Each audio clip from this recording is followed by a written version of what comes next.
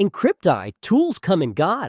The ones that stick around are the ones everyone quietly builds around. None of this is financial advice, but let's have a look at MetaMask.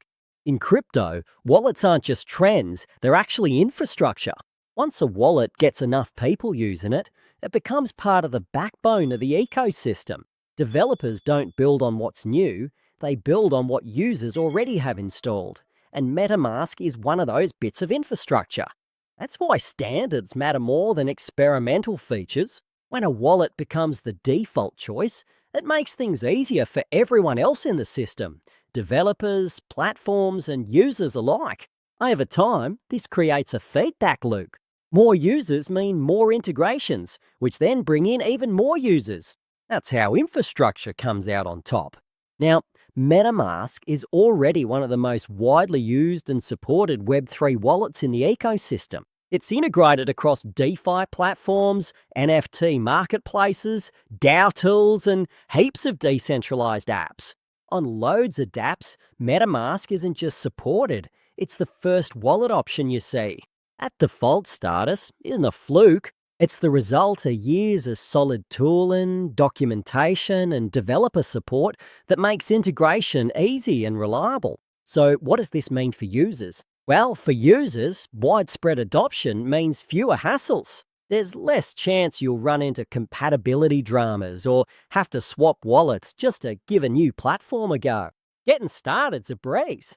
You can hook up to new apps without mucking around with custom setups or stressing about whether your wallet will work. That also cuts down the risk of dealing with unsupported or dodgy tools, which is a big deal in a space where slip-ups can cost you heaps.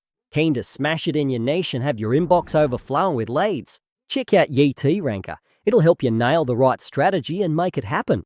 First up, let's open an incognito window to keep things fresh. This way, there's no history or cookies, so we'll get results that aren't biased. Next, we'll jump onto YouTube, just like you can see here. We'll click on these three dots, and you'll notice the language is set to English and the location set to the United States. Now, I'm going to search for Saxo Broker as our keywords, then just hit enter and see what pops up. As you can see, the first result here is actually my video about Saxo Broker. And thanks to this strategy, we're sitting right at the top of YouTube. Now let's try another one. Best email hosting for my domain. We'll hit enter, and guess what?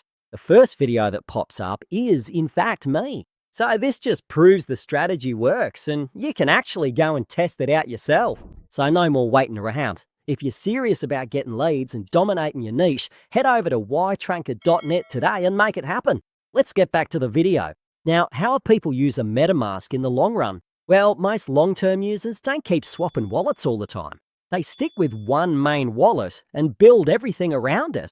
MetaMask is great for that because it lets you connect to new apps straight away without any hassle setting things up each time. The user experience stays the same across different ecosystems, whether you're dealing with DeFi protocols, NFTs, or governance platforms. That consistency makes things easier on your brain and helps Web3 feel more user-friendly over time instead of getting more complicated. Now, behind the scenes, MetaMask has the advantage of a huge developer community and heaps of documentation. That kind of support really cements its place as a go-to tool, not just a short-term fix.